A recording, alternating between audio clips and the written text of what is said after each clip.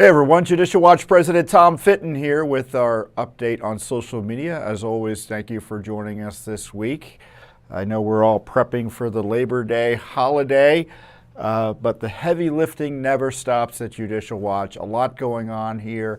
New documents being released on COVID, document battles over the FBI documents concerning that Hunter gun scandal, and on top of that, we're in a battle with the Justice Department, or we just uncovered Justice Department documents about their really over-the-top January 6 prosecutions and targeting. And on top of that, obviously, and I'll open up with this, is the current crisis as it relates to the prosecutions, the political prosecutions of President Trump by the Biden administration, Democratic Party, and its allies in New York City and in, most recently, Fulton County, Georgia. Developments in that case, or those cases, include Judge Chutkan, who is the recent, not that recent actually, she's an Obama appointee judge, no friend of President Trump based on comments she's made from the bench previously in January 6 cases that she's handled. She set a trial for the sham prosecution of Trump for March 4th of 2024, which is a day before the Super Tuesday primaries. And as I've highlighted to you, this is a case about alleged election interference by President Trump, right? That he wanted to, quote, overturn the election by disputing the election, which of course is an Alice in Wonderland legal analysis run by political, being put out there by the political prosecutors in the Biden Justice Department. And so on top of that, the judge, rather than rejecting the desperate effort by the Biden administration to jail Trump next year, because they wanted this trial to begin in January, she said, oh no, that's too soon. It's going to be 2 or 3 months later, in March. Actually, literally 2 months later. And President Trump's lawyers had asked for the trial to begin in 2026. So it's clear that Judge Chutkan is accepted the Biden administration's and the Democratic Party's invitation to have the judiciary interfere with the elections next year. And of course, this snap trial that I think is really an abomination in terms of the president's rights to a fair trial is just on top of all the other abuses we're seeing. And it's bad enough to have the prosecutors abuse their powers, but when you see the judges ratify it and play along or pretend it's not happening, it's really destabilizing, I think, to our system of justice. It undermines confidence in the fair administration of justice. And for instance, in this case, you have tens of millions of documents, at least 12 million documents last I checked, that need to be reviewed by Trump's lawyers to prepare for the trial. And of course, there are other witnesses and things like that. And of course, he has other indictments he's facing from allied, not only from the Justice Department, but from the prosecutors in New York and in Georgia. And Judge Chutkan actually said, well, you should have begun preparation when the grand jury was first called. So you're not indicted, you've not been accused of a crime, and you're supposed to be preparing for the defense? Well, that shows you that the grand jury process is corrupted if the judge thinks that you should just presume you're going to be indicted if a grand jury is called. But again, that's more of an Alice in Wonderland legal analysis. You should be prepared for trial just because there's been a grand jury, and you should prepare your defenses over cases that have been filed against you, charges that haven't been specified against you, and he's punished for that with a snap trial. So whether the trial takes place or not, I think is still an open question, because part of this process, you go to trial, you start essentially, well, on that day in March of next year, March 4th, that's when the trial begins. In a sense, the jury selection begins. But what happens is the court kind of backs away from that date, and there are a series of briefs that are due in preparation for the trial, right? And some of those briefs could delay the trial significantly if they are appealed. The president's lawyers plan to assert immunity, raise First Amendment issues, selective prosecution issues, and who knows what else. And they may even object directly to the court about the snap nature of this trial. And this is on top of the desperate effort by the Fulton County to have a snap trial again in Georgia. So on top of that, they want a trial because one of the defendants of the, I think, 18 defendants wants a quick trial in October. And the response of the Fulton County, Georgia prosecutors said, well, everyone should be prosecuted or put on trial in October then. Of course, President Trump doesn't want to want to face trial that soon because he needs more time to prepare any defense or any challenges he has to the prosecution.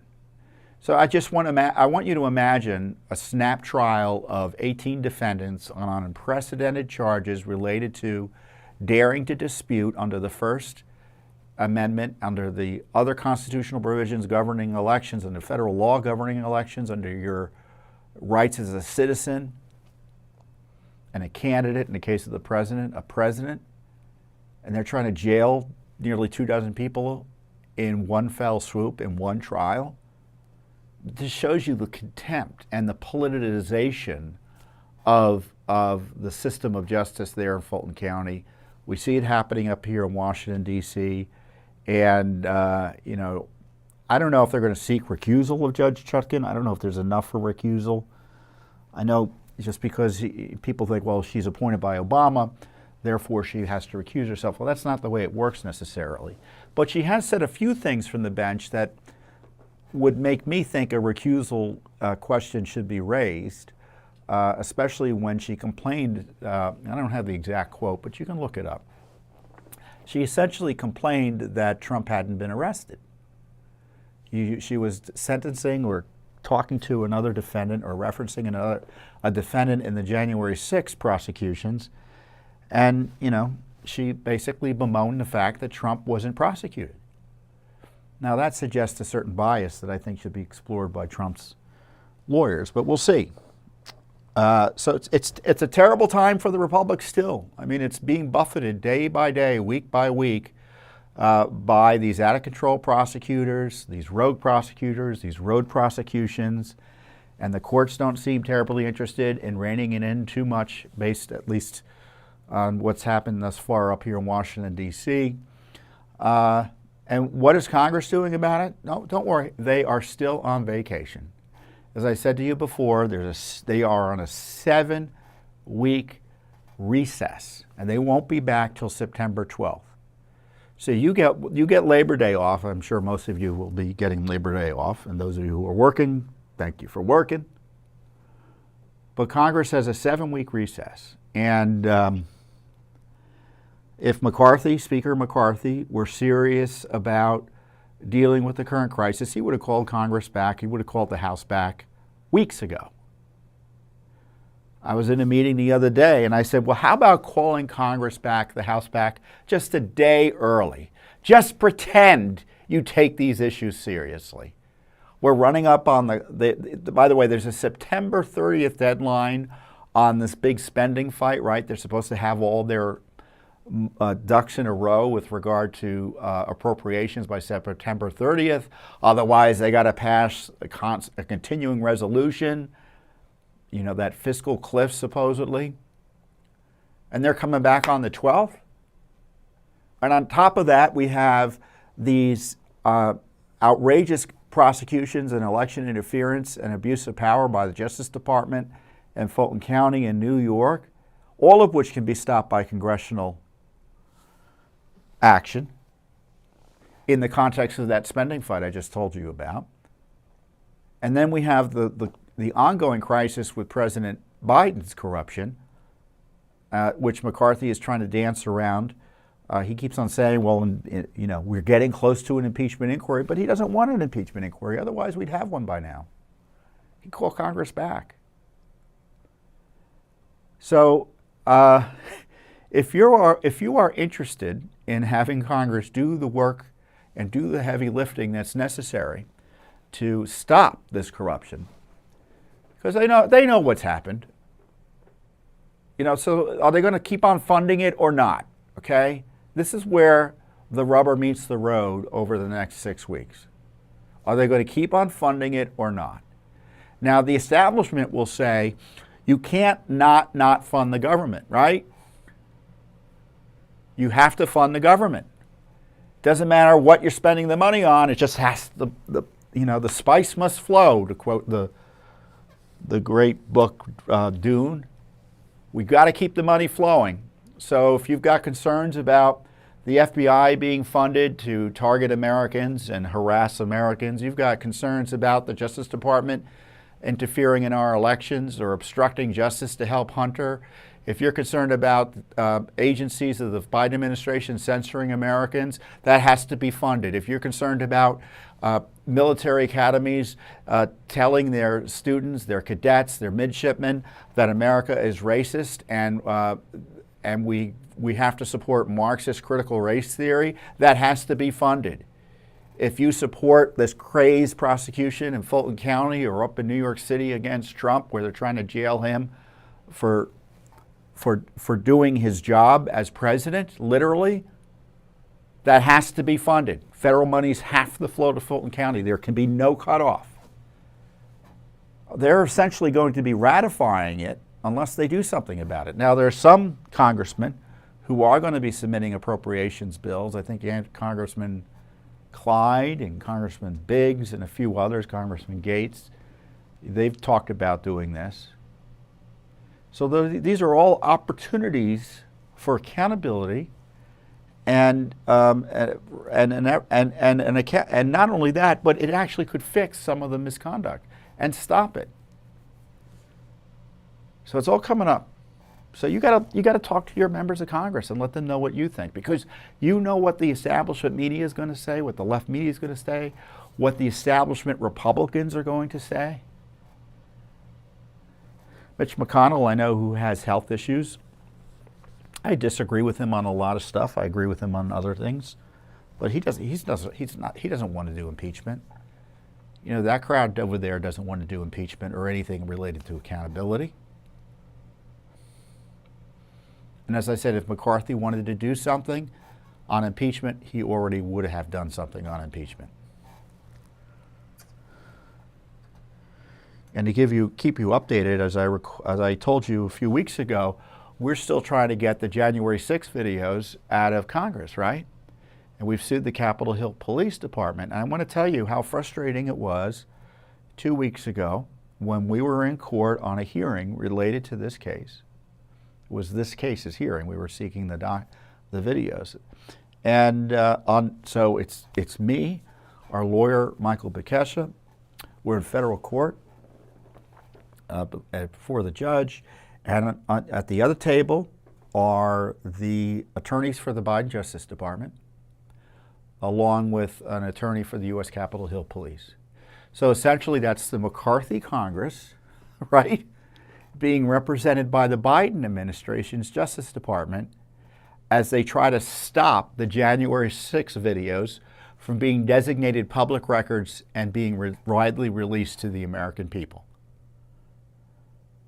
So right now we are battling Speaker McCarthy's Congress and the Biden administration on this core transparency issue about January 6th.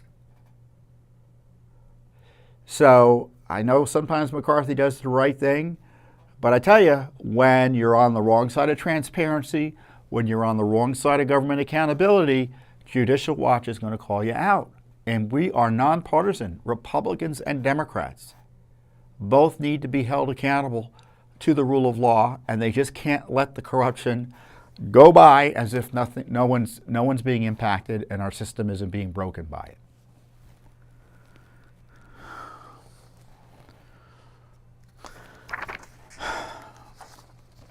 So we've got litigation on all of these issues, as I said.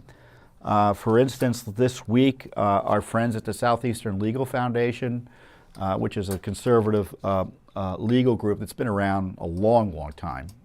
I know they were around before even Judicial Watch was created nearly 30 years ago. They've had litigation. They just sued the National Archives for, well, I don't know exactly what, but essentially in that litigation, they've uncovered through their initial FOIA that they've got 5,400 emails or so responsive to their request about, what are they asking for? The alias emails of Joe Biden, you know, Robin Ware and Peters and such, right? So I think there are at least 3 email accounts, maybe as many as 6. So, so they sued, you know, because they've been taking forever and a day to turn these documents over. They haven't turned any of the documents over. It's been 14 months. The Biden Archives, which is colluding with the Justice Department to jail Trump over a documents dispute that had never been criminally prosecuted similarly by any Justice Department or pushed in any aggressive way by any prior against any other former president, is right now hiding records about Joe Biden's secret email accounts, his alias email accounts. And Judicial Watch has litigation against the archives as well we filed back in May for Joe Biden's documents about Joe Biden's business arrangements with Hunter, et cetera, et cetera. So all the email communications. And we made it clear to them this week that they better be searching these alias email accounts or searching those documents. But it shows you this gamesmanship that goes on, because if no one knew about these email accounts, you wouldn't know to kind of put the focus and the onus on the archives to get these records out. Because we wouldn't know to search for this specific email account, right?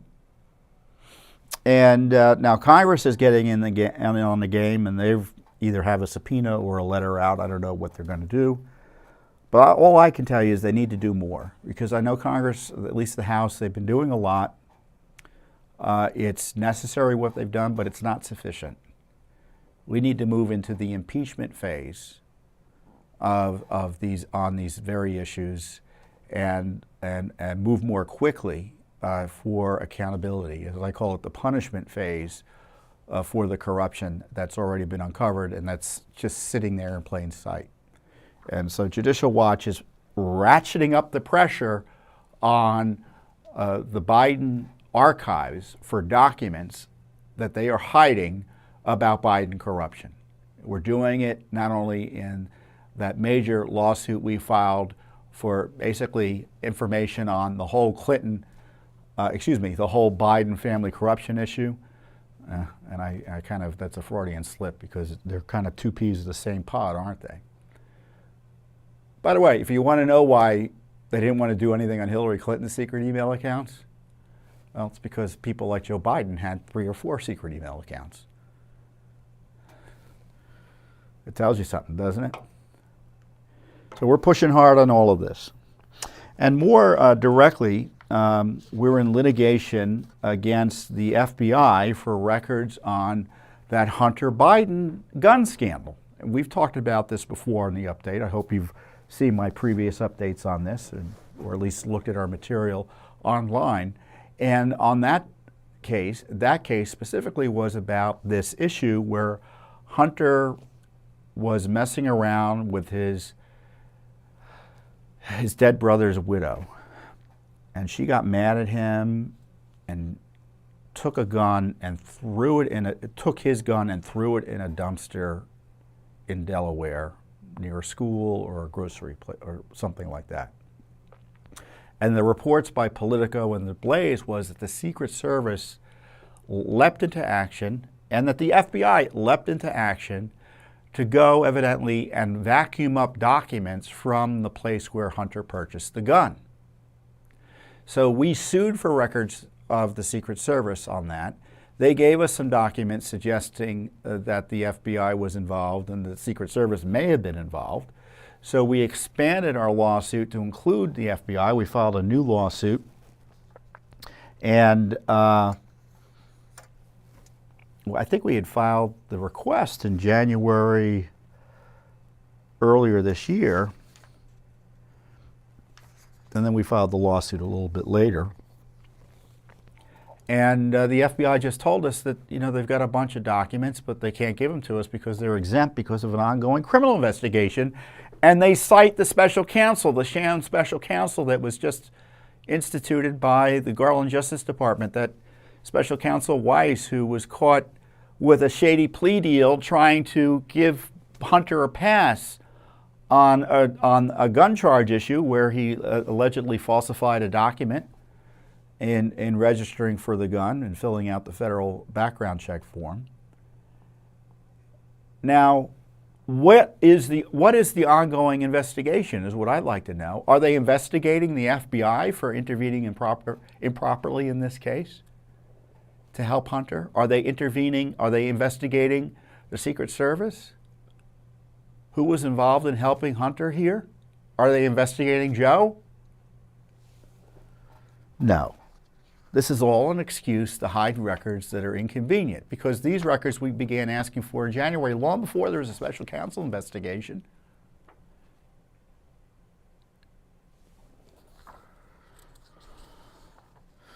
So what happens is we file a lawsuit, and you begin talking to the government and say, can we get documents? And if you can't agree on documents, you go to the court about the timeline. And you file what they call a joint status report, where the plaintiff, Judicial Watch, and the defendant, in this case the Justice Department, when you sue the FBI, you sue the Justice Department. Despite what the FBI would have you believe, they actually are a division of the Justice Department, and they report to the Justice Department. They're not their own little kingdom, Director Wray. You still report to the Attorney General and to the President. And we had asked for all records, including investigative reports, telephone logs, witness statements, memoranda, and firearm purchase documentation related to the reported purchase, possession, and disposal of a firearm owned by Hunter Biden discarded in a Delaware trash receptacle circa October 2018. All records of communications of FBI officials regarding the reported purchase, possession, and disposal of the firearm. So we weren't asking about the form he filled out. I guess in theory that could be responsive. We want to know about that incident, right? And they know we know. They know what we want. And instead, the FBI responds as follows. It claims it completed a search for records responsive to our request, but alleges an unspecified number, they don't want to tell us the number, are exempt from disclosure due to, quote, an ongoing criminal investigation. And this is what they say specifically. FBI has completed a search for records responsive to Judicial Watch's request and is currently processing those records. FBI's position is that the number of potentially responsive records is exempt from disclosure under FOIA Exemption 7A, which is that the criminal case exemption, essentially ongoing law enforcement investigation, allows them to withhold documents if the documents touch on that or are part of that, as this case relates to an ongoing criminal investigation. And they cite the law that says FOIA does not apply to information where disclosure, quote, could reasonably be expected to interfere with enforcement proceedings. And they say, see also U.S. Attorney's Office, District of Delaware, tax and firearms charges filed against Robert Hunter Biden. So they're basically referring back to the sham charges that Weiss ginned up with the Biden gang to keep Hunter out of jail as an excuse not to give us the documents. An ongoing investigation creates the need for increased internal review. So these documents we asked for in January, oh no, now there's a special counsel. We need increased internal review, including in this case, review by the special counsel. So now the special counsel is officially part of Judicial Watch's FOIA lawsuit for documents about an incident essentially from 2018 that we've already litigated and gotten documents separately from the Secret Service on, but now the FBI can't give us much of anything because they're using this sham special counsel investigation as an excuse. And in their defense, they say, well, this isn't even a significant public case because Judicial Watch wasn't asking for expedited consideration, which is just so silly legally. We don't need to ask for, quote, invoke magic words of expedited consideration when we file a FOIA. They're supposed to respond within a certain period of time. Essentially a month. It's now 10 months. Judicial Watch argues the Biden FBI is withholding information about the number of documents, as I said, they are hiding and whether any records will ultimately be released. This case is indisputably of significant public interest. It is also time sensitive. Judicial Watch has asked and defendant has refused to provide the number of potentially responsive records that need to be processed in this case. They don't even want to tell us how many records they're looking at. That's how corrupted this is. Without this number, plaintiffs can't evaluate, let alone agree to, a processing time of 120 days. So they're asking for months. Because this case could proceed down several different paths, Judicial Watch believes this case may benefit from a status conference at this juncture. Well, thankfully, the court agrees and set a hearing for next week, September 6th, here in D.C., a status conference.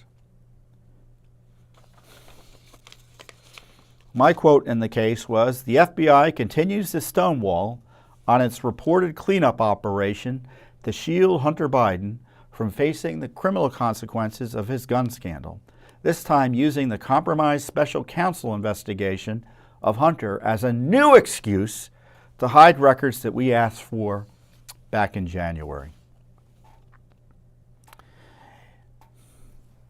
So in February of 2023, we had gotten records or released records from the Secret Service, as I said earlier, that showed that when Politico was asking questions of the Secret Service, were you involved in vacuuming up documents, as our sources are reporting, the Secret Service was suggesting they didn't know if that was the case, and then when they were seeking clarification, the Politico reporter was seeking clarification from the Secret Service, they basically ignored the follow-up questions, which means they had more to tell and they didn't want to tell the reporter about their role with Hunter Biden.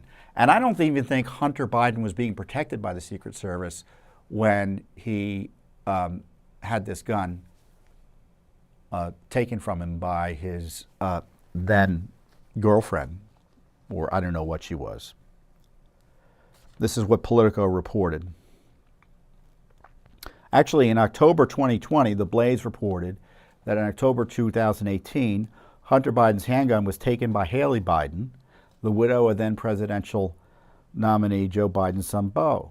In 2021, Politico reported, Haley took Hunter's gun and threw it in a trash can behind a grocery store, only to return later to find it gone.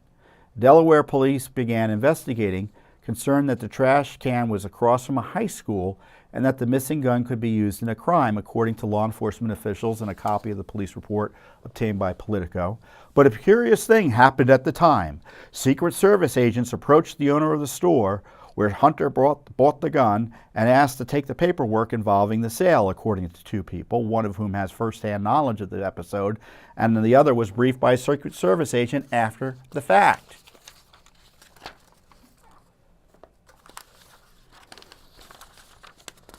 So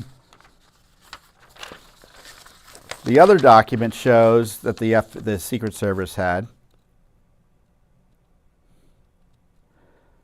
the reporter said the FBI also had some involvement in the investigation.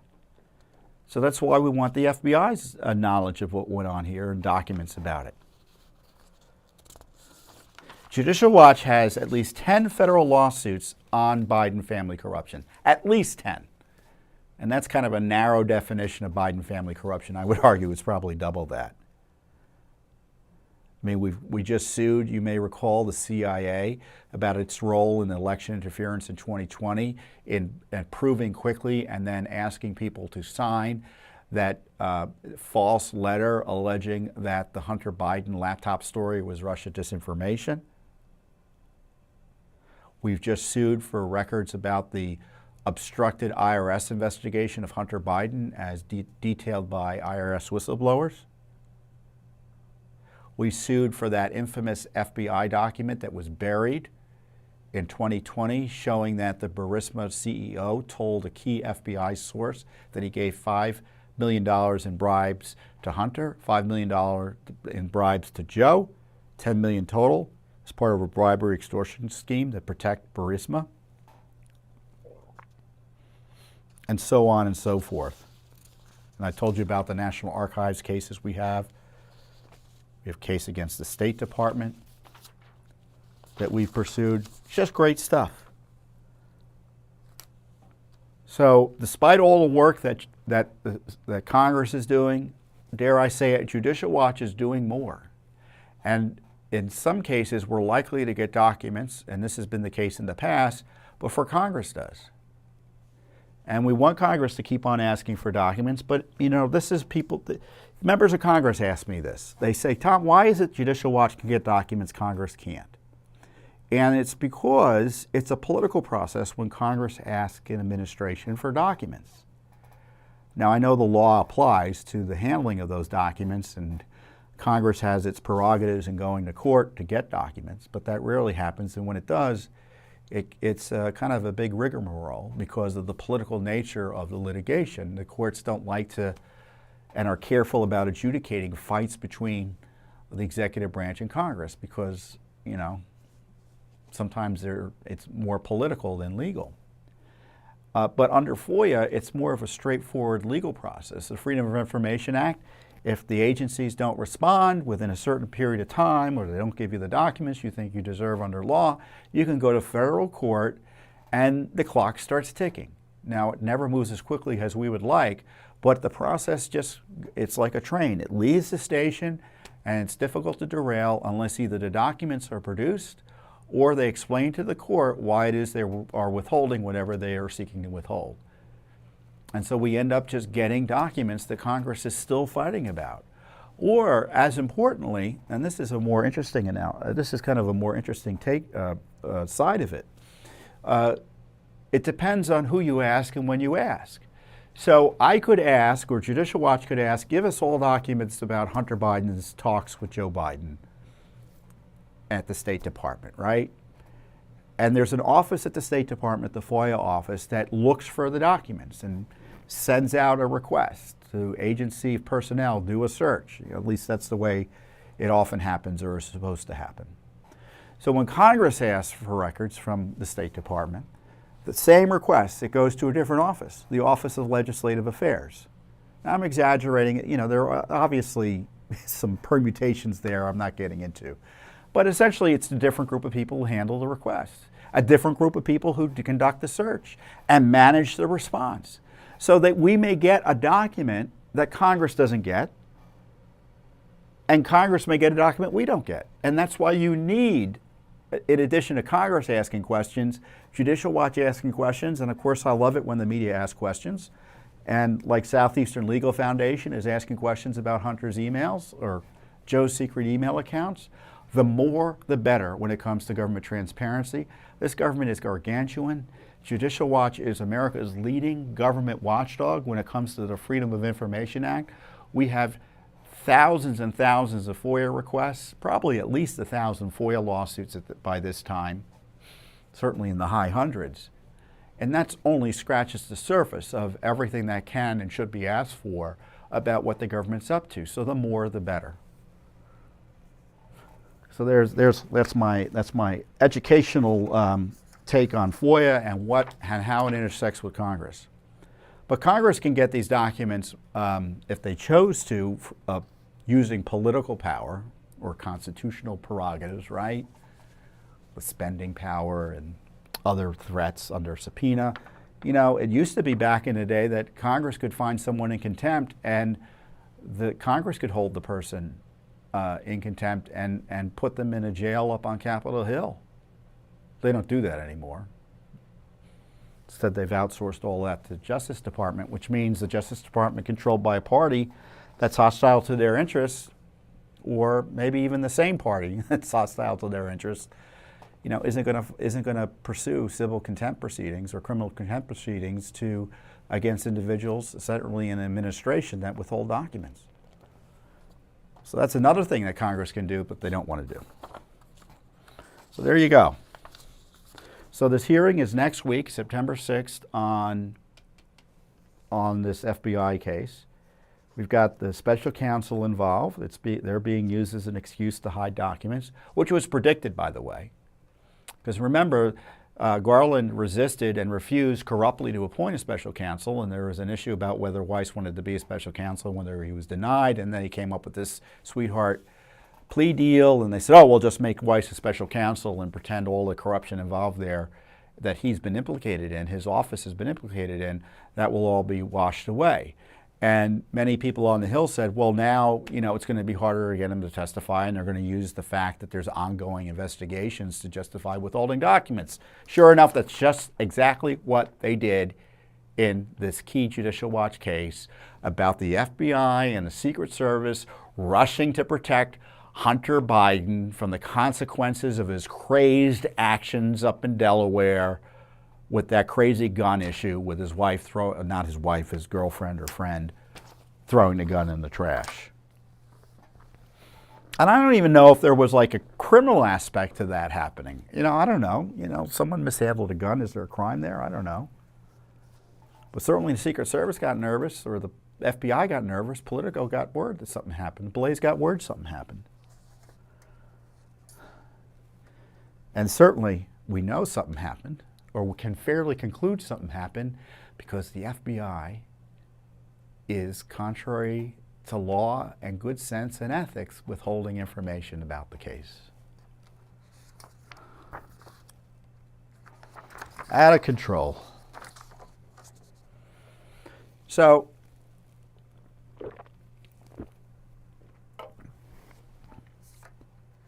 many have highlighted the disparate treatment between BLM rioters and Antifa rioters in 2020, where they tried to kill President Trump, victimized cities across America, targeted the federal officials for killing and assault, tried to burn buildings with people in them down.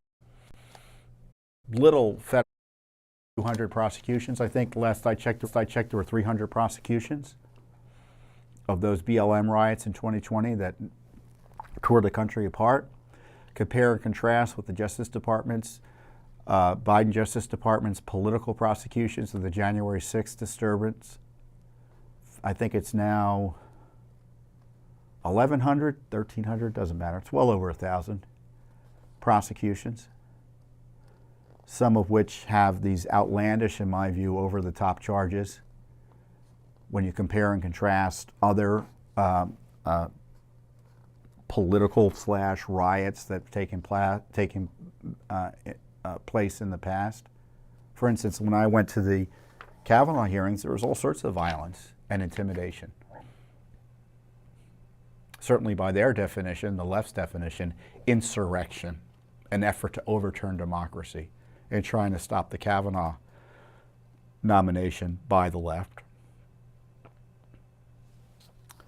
Certainly nothing similar was done against the groups involved there. They're not facing jail for 15, 17, 18 years like some of these other individuals are.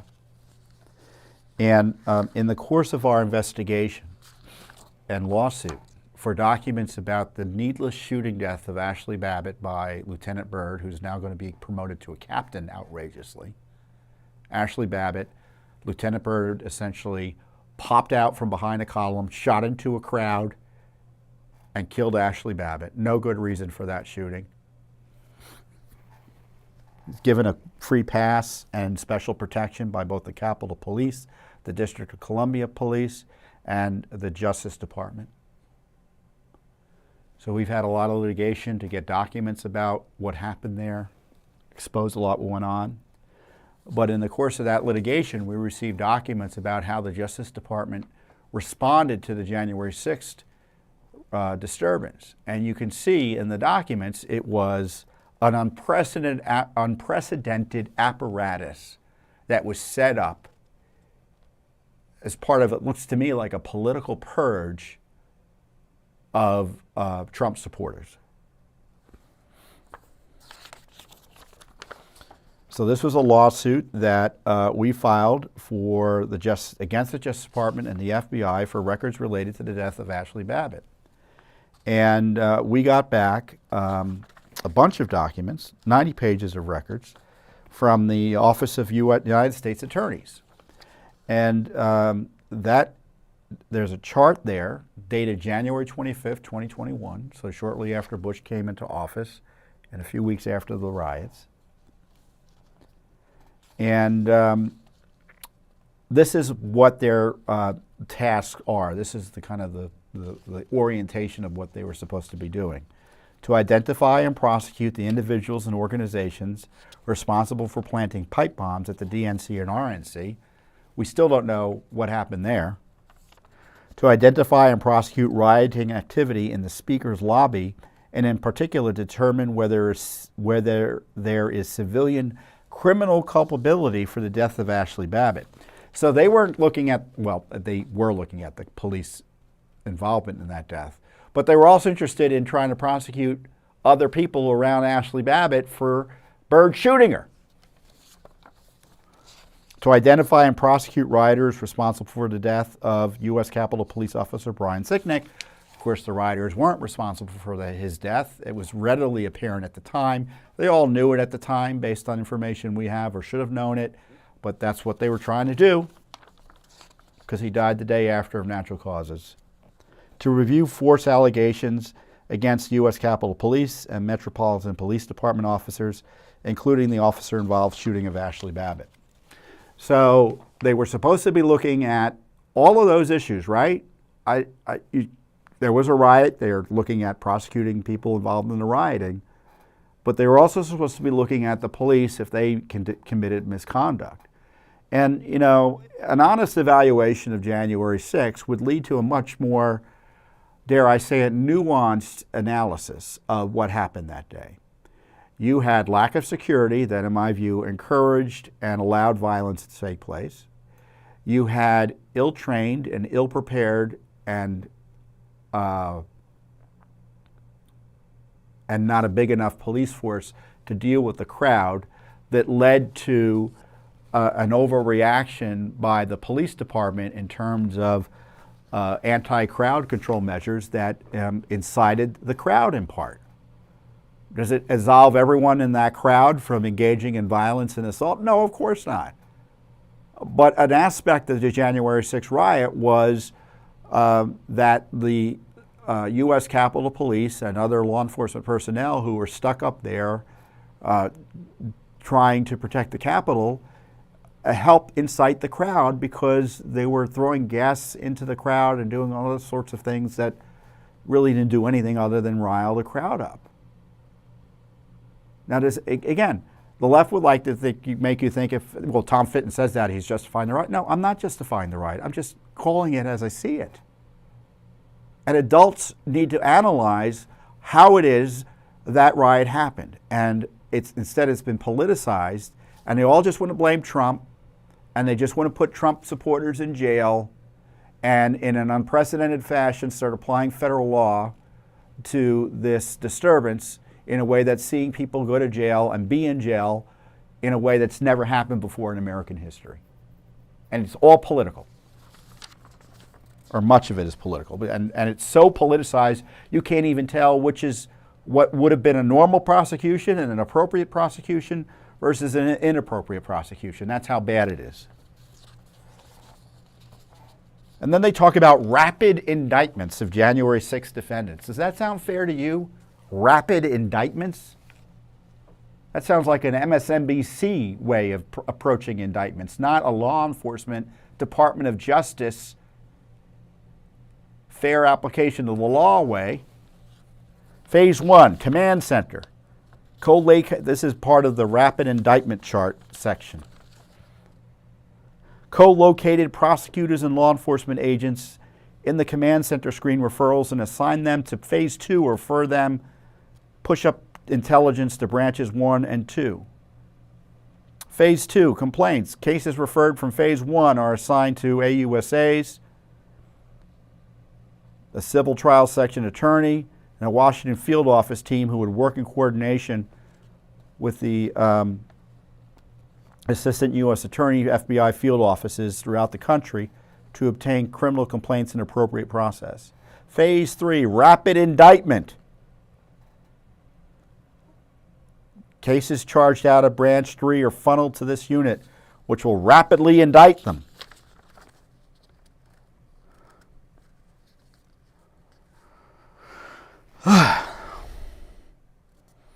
And then indicted cases are returned assigned for prosecution. Cases are essentially tracked with ticklers for Speedy Trial Act discovery, intelligence gathering. And this is another disturbing part. Branch 4 has both litigation and technological responsibilities. Mass data collection. This team will coordinate and handle sensitive search warrants and other process directed at collecting large-scale data. Geofence ad tech. So geofencing is basically getting all the phone data for a certain area. Media issues. The team will coordinate evidence collection from the media under the Justice Manual and develop litigation strategy for media-related defenses. So they're going to target the media. First Amendment issues, etc. There's a litigation and technology support apparatus, lays out the array of technological sources to be used against the January 6th defendants. The chart lists categories of data, which include cell phone records, device location data, cell phone data dumps, and ad tech company location data, financial locational data, social media accounts, email accounts, cloud storage accounts, financial records, flight travel records, and others. You know, Judicial Watch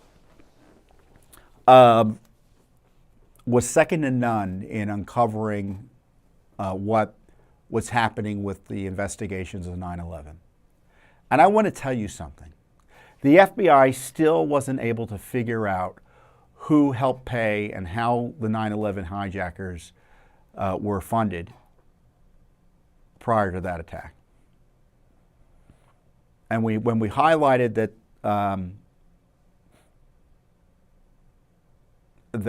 this was the issue, the FBI kind of admitted it to the media. Yeah, we still don't know all the details. And I tell you, if they had devoted the resources that they devoted to January 6th to 9/11, there'd be dozens of more people arrested and terrorist networks rolled up. And I'm quite confident, because we work with people who investigated terrorism at the time, that if they had these resources available to them about known terrorist operators at the time, 9/11 would never have happened. But this is a decision by the Justice Department to deploy resources that have never been deployed against American citizens over a political riot, right?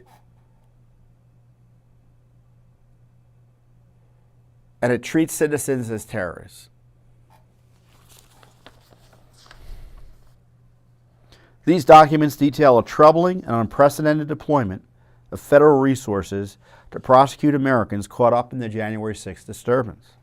The documents seem to describe a massive political and spy operation masquerading as a law enforcement operation. So don't take my word for it. Go to the U.S. Attorney sites, go to the Justice Department's website, Google what Garland has said, what Wray has said, what the Biden administration has said about the depth and breadth of their investigation of January 6th.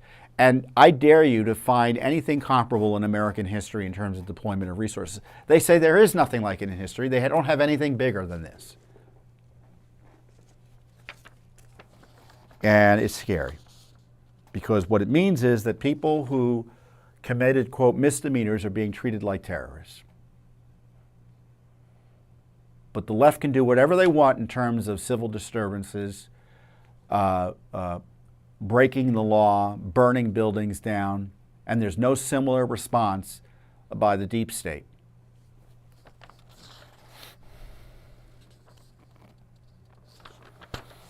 In the meantime, we can't get a second of video from this Congress about what happened that day, as I said earlier, because the Pelosi Congress, excuse me, it's the McCarthy Congress now, refuses to turn over 1 second of the videos. They want to designate them all as security videos, and no one can see them. Not 1 second. Yeah, I know they've made videos available separately to journalists and others. But that doesn't make all the videos available or all the videos that should be available under law. That's just stuff that is being made available under the discretion of the Speaker. But the legal position in court is none of it can be made available, and you have no avenue in court to make them available. It's unbridled secrecy. At the same time, they're prosecuting people like it's, as they say, the worst day in American history. So they want to have it both ways, right?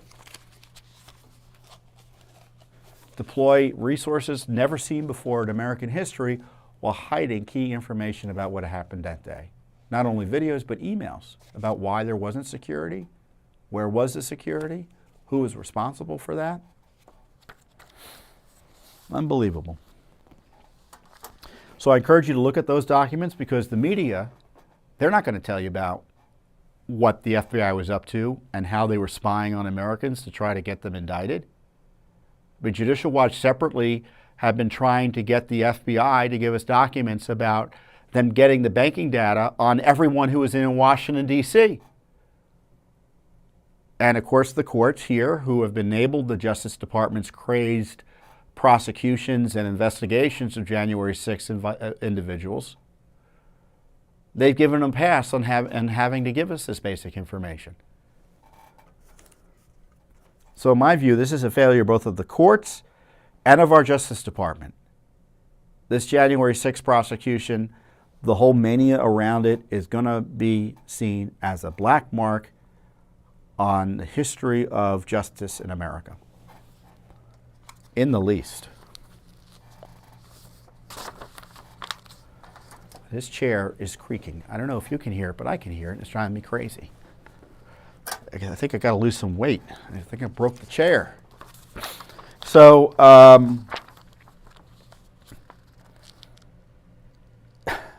what I love about Judicial Watch is if there's a major issue, we almost always are second to none in trying to figure out the truth about it. And that obviously goes for the COVID scandal. And the COVID scandal is so broad and has been so damaging to America and to other places in the world, I think we can't do enough to investigate it. And one of the things we've done is investigated the creation and the management and the promotion of the COVID vaccines, which, as you know, are controversial. And one of the things we found is that they didn't want to tell us basic information about adverse events and issues they were finding when they were testing the vaccines. We got information about that out, and other things that I think Americans would have been very interested in knowing before they were forced in too many instances to take the vaccines. And on top of all of that, then even once it became clear the vaccines weren't doing what everyone was told they were going to be doing, they started pushing boosters. A third booster, a fourth booster, a fifth booster. Now I think was this the sixth booster they're going to be planning and pushing for this fall and winter? I don't know. And so you would think when we have this important medical development with these vaccines, even giving them the benefit of the doubt they don't deserve, there would be substantial studies behind them showing their safety and efficacy. And Judicial Watch has shown that's really not the case.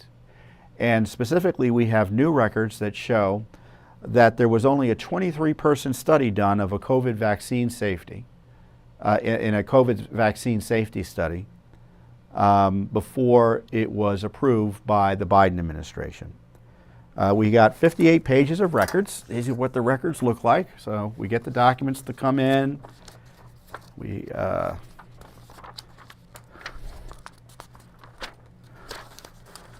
investigational new drug application, right? And you get, it's filled out, and letters are sent, and the studies are attached. And here's the study. I don't know if you can see it, but anyway, we'll pop it up.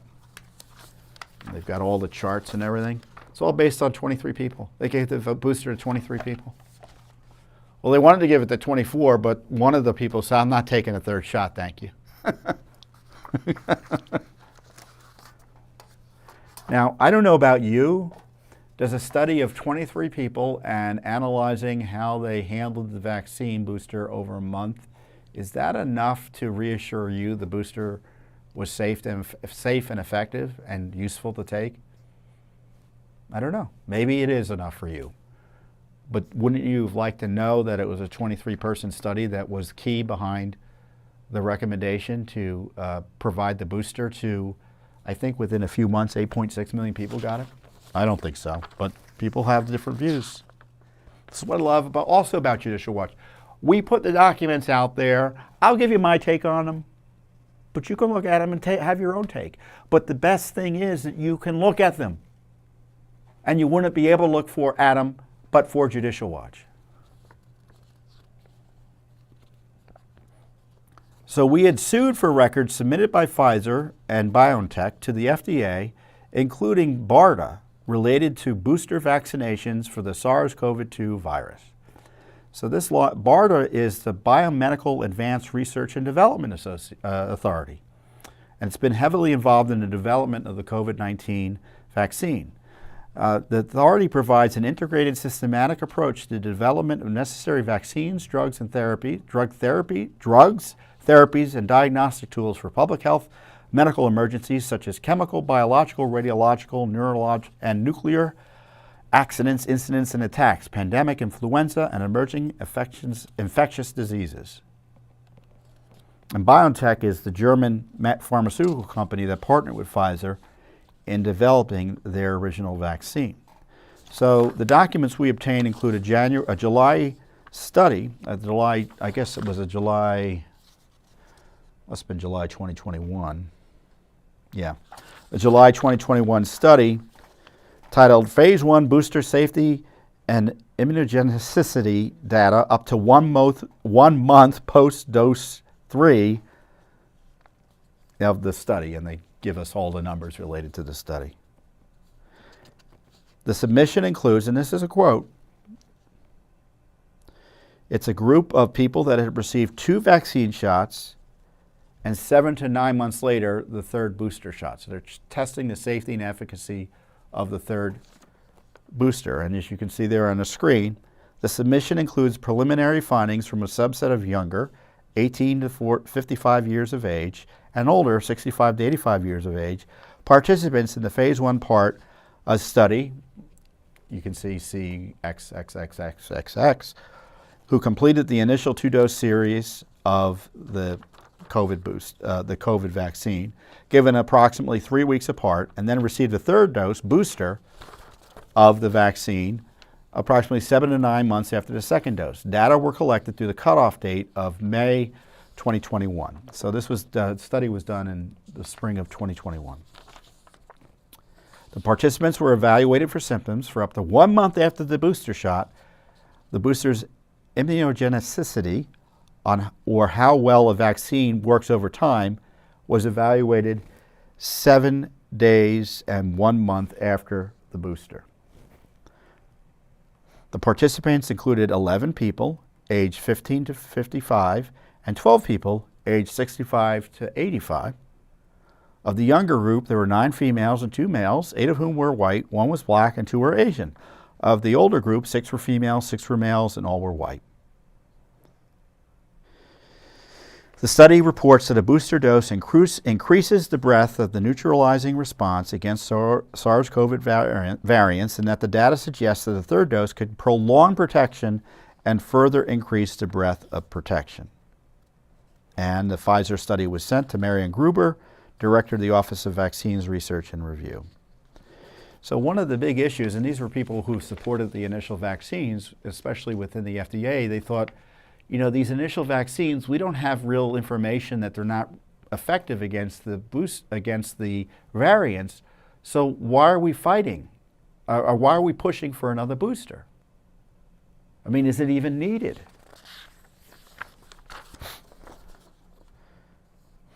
And sure enough, shortly after this was submitted, these studies, I think there were 2 studies submitted, the